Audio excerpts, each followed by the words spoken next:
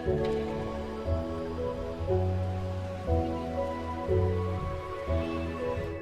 what is going on, guys? In this video today, we're going to be going over how to play like TK on console Fortnite. So maybe 1 to 2 months ago, I made a video where I ranked the top 10 console Fortnite players in the game currently. That video was a lot of fun, and I don't want to spoil the entire thing, but number 1 on that list ended up being TK.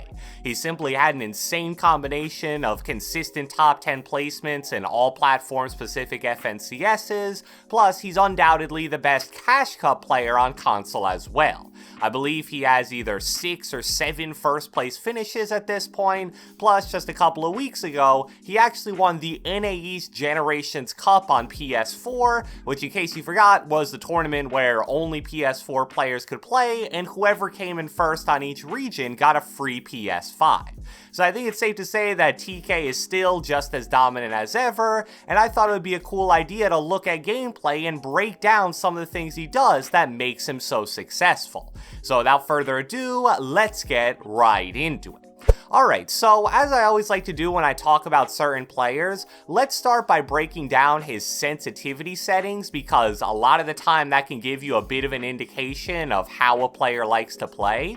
So TK's sensitivity settings as a whole are actually pretty standard and very similar to what I use really.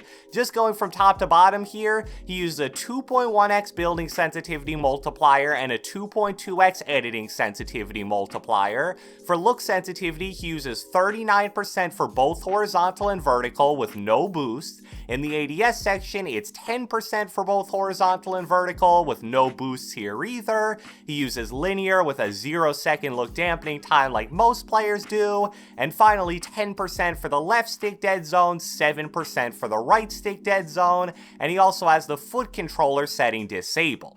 So really nothing out of the ordinary at all here. Those values are really almost exactly what I'd recommend to someone who's just looking for solid sensitivity values to start with. Maybe a tad bit high on the building and editing multiplier, but really not by much at all. So now that we've covered that, let's get into some takeaways from TK as a player. So one of the most interesting things that jumped out to me when watching his gameplay is that he almost never uses or even carries an SMG. I think that's really interesting because controller and especially console players, they're kinda known for utilizing SMG spraying a lot when they play.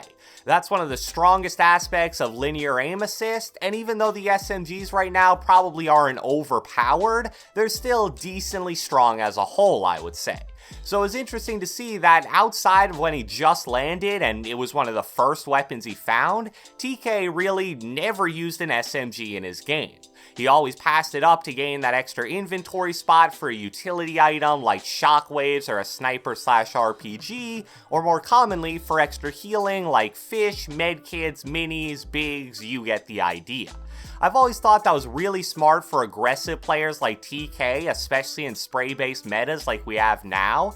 Without pumps, it's really hard to one-shot players that aren't already weak, and that means your enemy's gonna have a good chance to return at least some damage to you. So that extra slot of healing plays a big role in making sure that you can get close to max health before every fight you get into. But getting back on topic, TK not using an SMG meant two main things for his weapon usage as a whole. First off, he would always take attack over a charge. That's a lot more normal for controller and console players. Even though the charge is probably statistically the better shotgun, the attack is just way more popular with console pros due to the fact that it's a better fit for an aggressive playstyle, and it's also better for abusing aim assist with as well.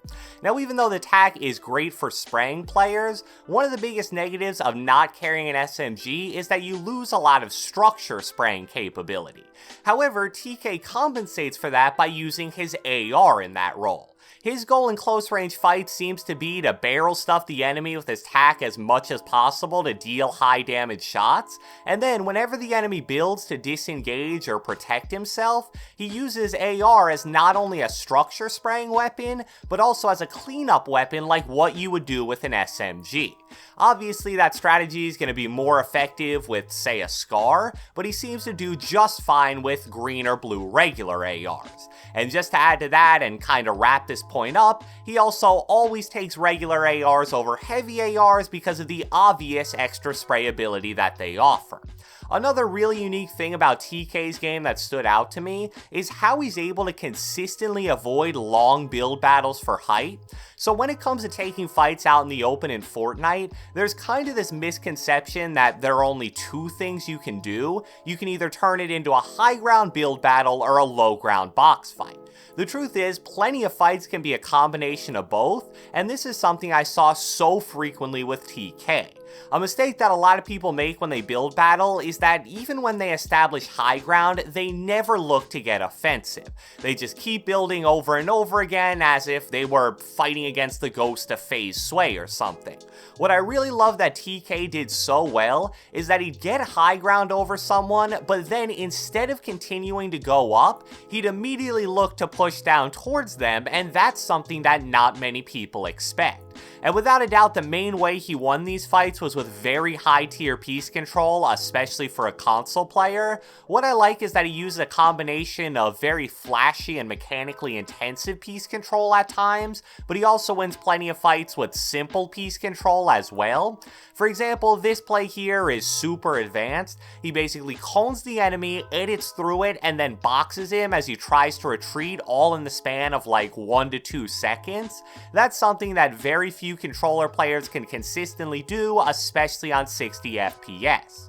But then here you have a really simple piece control play. All he does is place one singular wall to block the enemy from disengaging, and it forced that player right into his crosshair pretty much. As opposed to the first example, that's a play that anybody can make.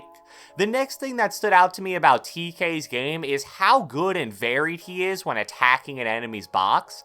Typically, there are two types of players when they find themselves at the front wall of an enemy's box and the enemy's holding that wall. The first type of player is almost always going to try to break and replace the wall, and the second type of player is almost always going to try to phase through it. But with TK, it really seemed to depend on the situation, and he just had a really good level of feel and awareness when he was in these spots. For example, I just want to quickly slow-mo break down a really cool play that I noticed. So in this situation, he's attacking the front wall of an enemy's box, and the first time around, he tries to phase through it and fails. But then, instead of being predictable and immediately trying to phase again, he instead baits the enemy by only hitting the wall once and then pulling out his weapon. So when the enemy makes an edit play expecting to catch him off guard, TK is ready for the easy shotgun cleanup. In slow-mo, it may not have seemed that crazy, but in real time, that's a super high IQ play to make. And the takeaway there is that you don't want to be predictable to the enemy in those scenarios. If you try to phase through the front wall and fail the first 1 to 2 times, a smart player is going to take advantage of that by either making an edit play or simply pulling out their weapon instead of holding the wall and letting you phase through so they can blast you. So mix it up, be unpredictable, go for some pickaxe swing fakes every once in a while, try to bait an offensive play out of the enemy that you're going to be ready for. So I hope you guys enjoyed this video, and if you watched the entire thing, be sure to let me know with a comment down in the comment section below. Who do you think is currently the best console Fortnite player in the world? Be sure to leave a like, leave a comment, subscribe, turn on post notifications, do whatever the heck you want, and I will catch you guys next time.